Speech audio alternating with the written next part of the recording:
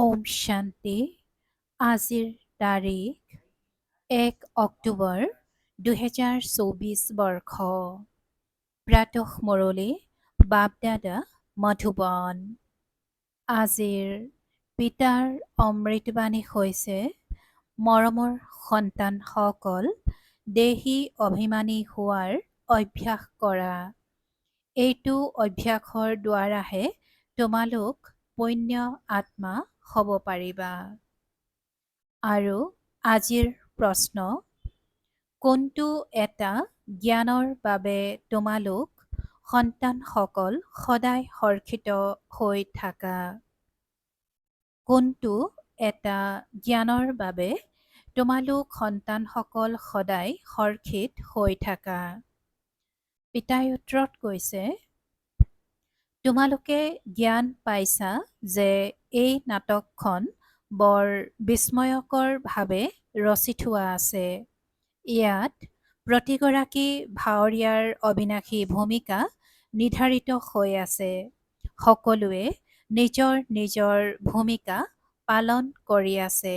সেইকাৰণে তোমালোক সদায় হৰ্ষিত হৈ থাকা। সকলোৱে নিজৰ নিজৰ ভূমিকা পালন কৰি আছে আৰু সেইকাৰণে তোমালোক সদায় হৰ্ষিত হৈ থাকা। আৰু আজিৰ দ্বিতীয় প্ৰশ্ন, কোনটো এটা কলা পিতাৰহে আছে, অন্য কাৰো নাই? পিতাই উত্তৰত কৈছে, দেহী অভিমানী কৰি তোলাৰ কলা পিতাৰ আছে, কিয়নো তেওঁ নিজেই সদায় দেহী আৰু পৰম। এইটো কলা কোনো মনুষ্যই আহৰণ কৰিব নোৱাৰে। ওম শান্তি। আত্মিক সন্তানসকল অৰ্থাৎ আত্মাসকলৰ প্ৰতি পিতাই বহি বুজায়। নিজক আত্মা বুলি বুজিব লাগে নহয়। পিতাই সন্তানসকলক বুজাইছে, প্ৰথমতে এইটো অভ্যাস কৰা যে মই আত্মাহে, শৰীৰ নহয়। যেতিয়া নিজক আত্মা বুলি বুজিবা, তেতিয়াহে পৰম পিতাক স্মৰণ কৰিবা। নিজক আত্মা বুলি নুবুজিলে নিশ্চয় লৌকিক সম্বন্ধীয় পেছাগত কাম কাজ আদি স্মৃতিলৈ আহি থাকিব।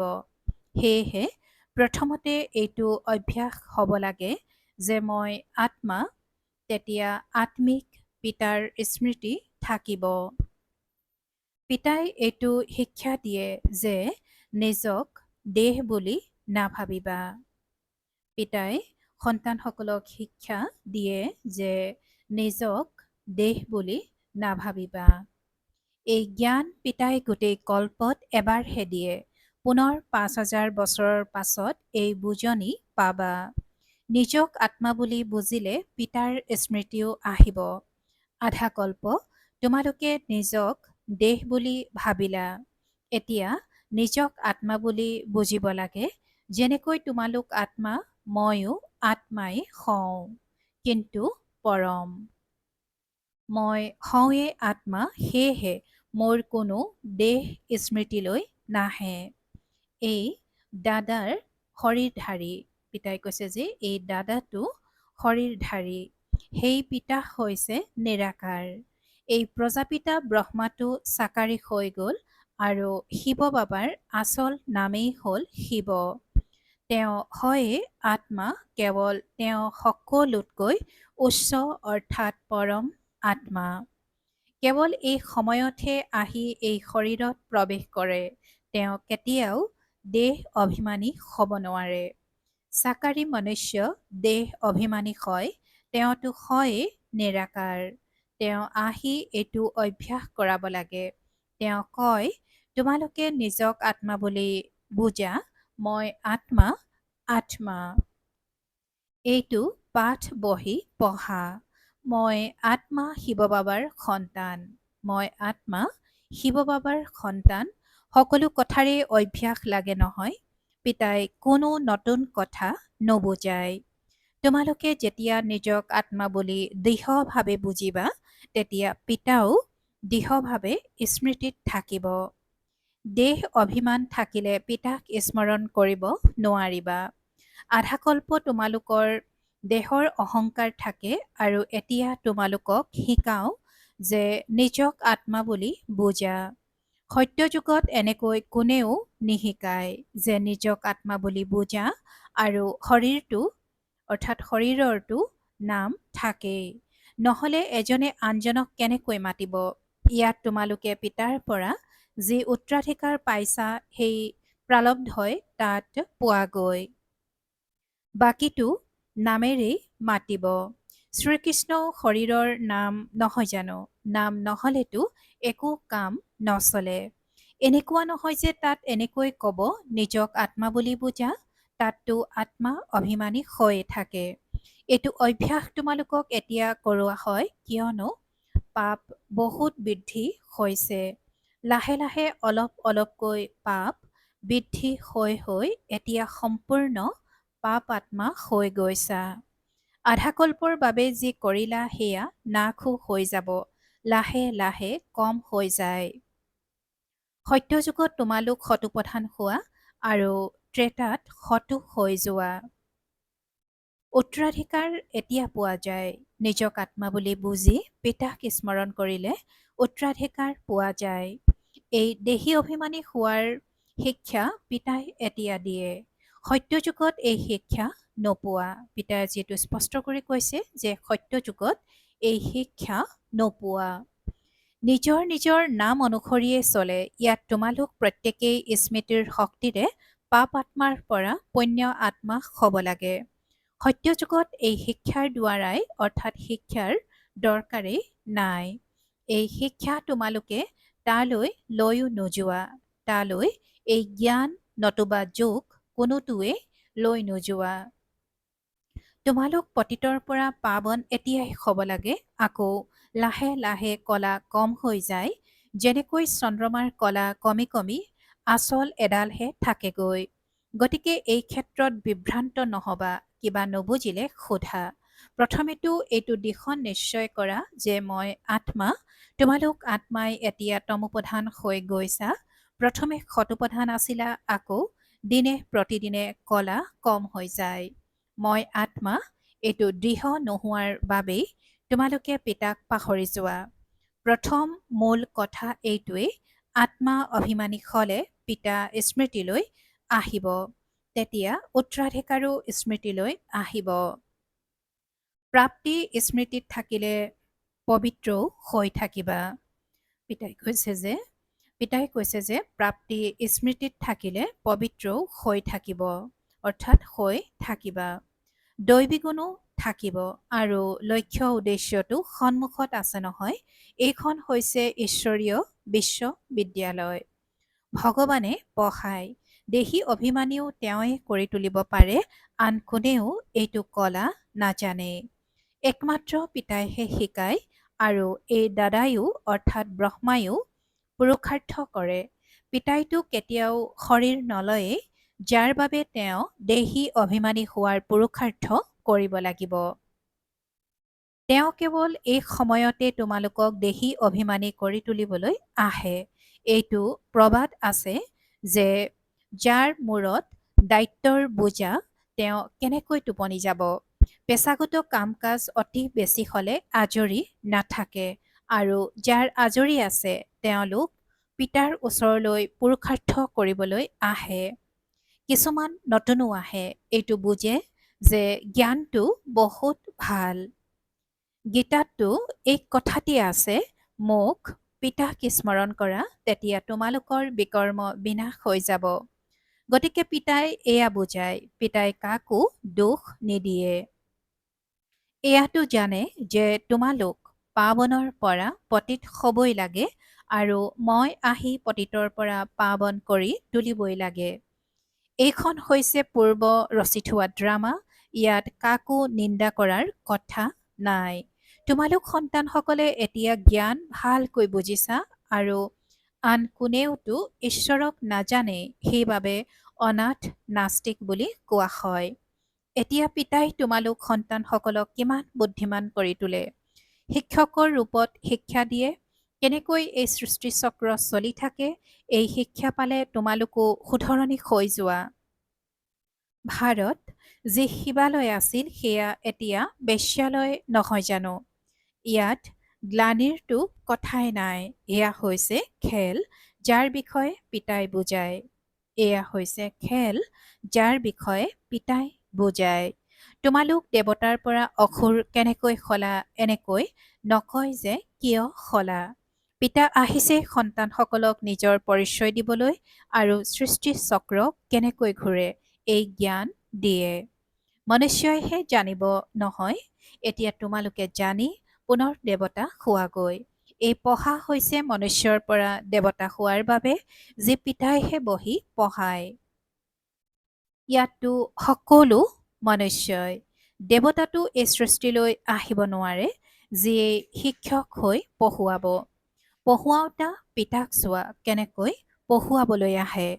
গায়নো আছে, পৰমপিতা পৰমাত্মাই কিবা ৰথ লয়, এইটো পূৰা নিলিখিলে যে কোনখন ৰথ লয়। ত্ৰিমূৰ্তিৰ ৰহস্যও কোনেও বুজি নাপায়। পৰম পিতা অৰ্থাৎ পৰম আত্মা, তেওঁ যি হয় তেনেকুৱাই নিজৰ পৰিচয় দিব নহয়। অহংকাৰৰ কথা নাই। নুবুজাৰ বাবে কয় এওঁৰ অহংকাৰ আছে। এই ব্ৰহ্মাইতো নিজক পৰমাত্মা বুলি নকয়, এয়াতো বোধ শক্তিৰ কথা। এয়াতো হৈছে পিতাৰ মহাবাক্য। সকলো আত্মাৰ পিতা এজনেই। এওঁক দাদা বুলি কোৱা হয়। এওঁ ভাগ্যশালী ৰথ হয় নহয়। নমো ব্ৰহ্মা ৰখা হৈছে, কিয়নো ব্ৰাহ্মণ লাগে। আদি পিতাই কৈছে যে নুবুজাৰ বাবে কয় যে এওঁৰ অহংকাৰ আছে আৰু এই ব্ৰহ্মাইতো নিজক পৰমাত্মা বুলি নকয়। এয়াতো বোধ শক্তিৰ কথা আৰু এয়াতো হৈছে পিতাৰ মহাবাক্য। সকলো আত্মাৰ পিতা এজনেই। এওঁক দাদা বুলি কোৱা হয় আৰু এওঁ ভাগ্যশালী ৰথ হয় নহয়, আৰু নামো ব্ৰহ্মা ৰখা হৈছে কিয়নো ব্ৰাহ্মণ লাগে। আদি দেৱ হৈছে প্ৰজাপিতা ব্ৰহ্মা, প্ৰজাৰ পিতা। এতিয়া প্ৰজা কোন হয়? প্ৰজাপিতা ব্ৰহ্মা শৰীৰধাৰী, গতিকে তুলি ললে নহয়। সন্তানসকলক শিৱ বাবাই বুজাই, মই তুলি নলওঁ। তোমালোক সকলো আত্মা সদায় মোৰ সন্তান খুৱাই। মই তোমালোকক সন্তান কৰি নলওঁ। মইতো তোমালোক আত্মাসকলৰ অনাদি পিতা। পিতাই কিমান ভালকৈ বুজায়, তথাপিও কয় নিজক আত্মা বুলি বুজা। তোমালোকে গোটেই পুৰণি সৃষ্টিৰ সন্যাস কৰা, বুদ্ধিৰে জানা যে এই সৃষ্টিৰ পৰা সকলো উভতি যাব। এনেকুৱা নহয় যে সন্যাস কৰি জংঘললৈ যাব লাগে। গোটেই সৃষ্টিৰ সন্যাস কৰি আমি নিজৰ ঘৰলৈ গুচি যাম। গতিকে এজন পিতাৰ বাহিৰে আন কাকো, অৰ্থাৎ আন একো বস্তুৱেই যাতে স্মৃতিলৈ নাহে। ৬০ বছৰ আয়ুস পুৰা হলে তেতিয়া বাণীৰ সিপাৰে বানপ্ৰস্থত যাবলৈ পুৰুষাৰ্থ কৰিব লাগে। এই বানপ্ৰস্থৰ কথা হ'ল এতিয়াৰ। ভক্তি মাৰ্গততো বানপ্ৰস্থৰ বিষয়ে কোনেও নাজানে। বানপ্ৰস্থৰ অৰ্থই শুনাব নোৱাৰে। মূল লোকক বাণীৰ সিপাৰে বুলি কোৱা হ'ব। তাত সকলো আত্মাই নিবাস কৰে। গতিকে সকলোৰে বানপ্ৰস্থ অৱস্থা, সকলোৱে ঘৰলৈ যাব লাগে। শাস্ত্ৰত দেখুৱাই যে আত্মা হৈছে ভ্ৰুকুটিৰ মাজত জিলিকি থকা তৰা। কিছুমানে ভাবে আত্মা আঙুলিৰ নিচিনা, আঙুলি আকাৰকে স্মৰণ কৰি থাকে। তৰাক কেনেকৈ স্মৰণ কৰিব? পূজা কেনেকৈ কৰিব? গতিকে পিতাই বুজাই, তোমালোক যেতিয়া দেহ অভিমানত আহা তেতিয়া পূজাৰী হৈ যোৱা। ভক্তিৰ সময় আৰম্ভ হলে তাক ভক্তি পন্থ বুলি কোৱা হয়। জ্ঞান পন্থ বেলেগ, আৰু পিতাই কৈছে যে জ্ঞান পন্থ বেলেগ। জ্ঞান আৰু ভক্তি একেলগে হ'ব নোৱাৰে। দিন আৰু ৰাতি একেলগে হ'ব নোৱাৰে। দিন সুখক আৰু ৰাতি দুখ, অৰ্থাৎ ভক্তিক কোৱা হয়। এনেকৈ কোৱা হয় প্ৰজাপিতা ব্ৰহ্মাৰ দিন আৰু তাৰ পাছত ৰাতি। গতিকে প্ৰজা আৰু ব্ৰহ্মা দুয়ো একেলগে নাথাকিব জানো? তোমালোকে বুজি পোৱা যে আমি ব্ৰাহ্মণসকলেই আধাকল্প সুখ ভোগ কৰোঁ। পিতাই কৈছে যে তোমালোকে বুজি পোৱা যে আমি ব্ৰাহ্মণসকলেই আধাকল্প সুখ ভোগ কৰোঁ। আকৌ আধাকল্প দোষ, এয়া বুদ্ধিৰে বুজিবলগীয়া কথা। এয়াও জানা যে সকলোৱে পিতাক স্মৰণ কৰিব নোৱাৰে, তথাপিও পিতাই নিজে বুজাই থাকে যে নিজক আত্মা বুলি বুজা আৰু মোক স্মৰণ কৰা। তেতিয়া তোমালোক পাৱন হৈ যাবা। এইটো বাৰ্তা সকলোকে দিব লাগে, সেৱা কৰিব লাগে।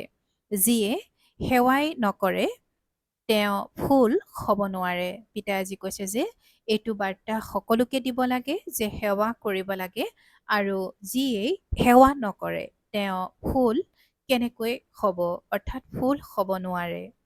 বাগিচাৰ মালিক বাগিচালৈ আহিলে তেওঁক ফুলহে সন্মুখত লাগে। যিসকল সেৱাধাৰী বহুতৰে কল্যাণ কৰে, যাৰ দেহ অভিমান আছে, তেওঁ নিজেও বুজিব যে মই ফুল নহয়। বাবাৰ সন্মুখততো ভাল ভাল ফুল বহি আছে, গতিকে পিতাৰ দৃষ্টি তেওঁলোকলৈ যাব আৰু নৃত্যও ভাল হ'ব। নৃত্যৰত কন্যাৰ দৃষ্টান্ত। স্কুলতো শিক্ষকে জানে নহয় যে কোন 1 নম্বৰ, 2য় নম্বৰ আৰু 3য় নম্বৰত আছে। পিতাৰো ধ্যান সেৱা কৰোতাসকলৰ ফালেই যাব। অন্তৰতো তেওঁলোকেই স্থান পায়। পিতাই কৈছে যে অন্তৰত তেওঁলোকেই স্থান পায়। অহিত কৰাসকলে জানো অন্তৰত স্থান পাব? পিতাই প্ৰথম মুখ্য কথা বুজায় যে নিজক আত্মা বুলি নিশ্চয় কৰা, তেতিয়াহে পিতা স্মৃতিত থাকিব। দেহ অভিমান থাকিলে পিতা স্মৃতিত নাথাকিব। লৌকিক সম্বন্ধীয়ৰ ফালে, পেছাগত কাম কাজ আদিৰ ফালে বুদ্ধি যাব। দেহ অভিমানী হৈ থাকিলে পাৰলৌকিক পিতাহে স্মৃতিলৈ আহিব, আৰু পিতাকটো বহুত মৰমেৰে স্মৰণ কৰিব লাগে। নিজক আত্মা বুলি বুজা এই ক্ষেত্ৰতেই পৰিশ্ৰম কৰিবলগীয়া হয়। একান্ত অৱস্থা লাগে। সাদিনীয়া ভাটিৰ পাঠ্যক্ৰম বহুত কঠিন। কাৰো স্মৃতি যাতে নাহে।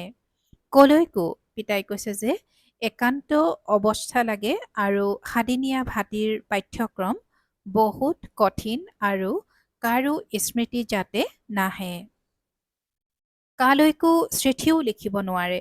এই ভাটি তোমালোকৰ আৰম্ভণিত হৈছিল। ইয়াততো সকলোকে ৰাখিব নোৱাৰে, সেয়েহে কোৱা হয় ঘৰত থাকি অভ্যাস কৰা। ভক্ত লোকসকলেও ভক্তিৰ বাবে বেলেগ কোঠালি সাজি লয়, কোঠাৰ ভিতৰত বহি মালা জপে। গতিকে স্মৃতিৰ যাত্ৰাটো একান্তৰ প্ৰয়োজন। এজন পিতাকে স্মৰণ কৰিব লাগে, আৰু ইয়াত কোনো কথা কোৱাৰো প্ৰয়োজন নাই। এই স্মৃতিত থকাৰ অভ্যাসৰ বাবে আজৰি সময় লাগে। এই স্মৃতিত থকাৰ অভ্যাসৰ বাবে আজৰি সময় লাগে। তোমালোকে জানা যে লৌকিক পিতা হৈছে সদৰ ৰচয়িতা, আৰু এওঁ হৈছে বেসদৰ। প্ৰজাপিতা ব্ৰহ্মাটো হৈছে বেসদৰ। সন্তানসকলক তুলি লয়, শিৱ বাবাই তুলি নলয়। তেওঁৰতো সদায় সন্তান হয়েই। তোমালোকে কবা আমি শিৱ বাবাৰ অনাদি সন্তান হওঁৱেই। ব্ৰহ্মাই তোমালোকক তুলি লৈছে। প্ৰতিটো কথা ভালদৰে বুজিব লাগে। পিতাই নিতৌ সন্তানসকলক বুজাই কয় যে বাবা স্মৃতিত নাথাকে। পিতাই কয় ইয়াৰ বাবে অলপ সময় উলিয়াব লাগে। কিছুমান এনেকুৱা আছে যে মুঠেই সময় দিব নোৱাৰে। বুদ্ধিত বহুত কাম থাকে। তেনেস্থলত স্মৃতিৰ যাত্ৰা কেনেকৈ হ'ব? পিতাই বুজাই মূল কথাই হৈছে নিজক আত্মা বুলি বুজি মোক পিতাক স্মৰণ কৰা। তেতিয়া তোমালোক পাৱন হৈ যাবা। মই আত্মা, শিৱ বাবাৰ সন্তান, এয়া মনমনা ভৱ নহ'ল জানো? ইয়াৰ বাবে যত্ন কৰিব লাগে। আশীৰ্বাদৰ কথা নহয়। এয়াটো হৈছে পঢ়া, ইয়াত কৃপা বা আশীৰ্বাদ নচলে। মই কেতিয়াবা তোমালোকৰ ওপৰত হাত ৰাখোঁ জানো? তোমালোকে জানা যে বেসদৰ পিতাৰ পৰা আমি উত্তৰাধিকাৰ লৈ আছো। অমৰ ভৱ, আয়ুষ্মান ভৱ, ইয়াত সকলো আহি যায়। তোমালোকে পুৰা আয়ুস পোৱা, তাত কেতিয়াও অকাল মৃত্যু নহয়। এই উত্তৰাধিকাৰ কোনো সাধু সন্ত আদিয়ে দিব নোৱাৰে। তেওঁলোকে কয় পুত্ৰৱান ভৱ, তেতিয়া মনুষ্যই ভাবে তেওঁৰ কৃপাতেই সন্তান হ'ল। বছ, যাৰ সন্তান নহয় তেওঁলোক গৈ তেওঁলোকৰ শিষ্য হ'বগৈ। জ্ঞানটো এবাৰেই পোৱা যায়, এয়া হ'ল অবিভেচাৰী জ্ঞান। যাৰ আধা কল্প ধৰি প্ৰালব্ধ চলে আৰু তাৰ পাছত হৈছে অজ্ঞান। ভক্তিক অজ্ঞান বুলি কোৱা হয়। ভক্তিক অজ্ঞান বুলি কোৱা হয় আৰু প্ৰতিটো কথা কিমান ভালকৈ বুজোৱা হয়। ভাল বাৰু, অতি মৰমৰ কল্পৰ পাছত পুনৰাই মিলিত হোৱা সন্তানসকলৰ প্ৰতি মাতা পিতা বাপ দাদাৰ স্নেহপূৰ্ণ স্মৰণ আৰু সুপ্ৰভাত। আত্মিক পিতাৰ আত্মিক সন্তানসকলক নমস্কাৰ। আৰু আত্মিক সন্তানসকলৰ মাত পিতা আৰু বাপ দাদাৰ প্ৰতি স্নেহপূৰ্ণ স্মৰণ আৰু সুপ্ৰভাত আৰু নমস্কাৰ নমস্কাৰ নমস্কাৰ। আৰু আজিৰ ধাৰণাৰ বাবে মুখ্য সাৰ প্ৰথমতে। এতিয়া বানপ্ৰস্থ অৱস্থা, সেয়েহে বুদ্ধিৰে সকলো সন্ন্যাস কৰি একমাত্ৰ পিতাৰ স্মৃতিত থাকিব লাগে। একান্তত বহি অভ্যাস কৰিব লাগে, মই আত্মা, মই আত্মা। দ্বিতীয়তে, সেৱাধাৰী ফুল হ'ব লাগে। দেহ অভিমানৰ বশীভূত হৈ এনেকুৱা কোনো কাম কৰিব নালাগে যাৰ ফলত অহিত হৈ যায়। বহুতৰ কল্যাণৰ নিমিত্ত হ'ব লাগে। স্মৰণ কৰাৰ বাবে অলপ সময় অৱশ্যে উলিয়াব লাগে। আৰু আজিৰ বৰদান, পৰমাত্ম জ্ঞানৰ নবীনতা, পবিত্ৰতাক ধাৰণ কৰোঁতা সকলো আকৰ্ষণৰ পৰা মুক্ত হোৱা।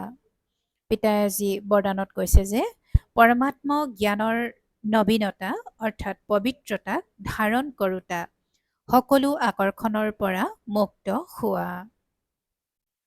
আৰু আজিৰ বৰদানৰ ব্যাখ্যা, এই পৰমাত্ম জ্ঞানৰ নবীনতাই হৈছে পবিত্ৰতা।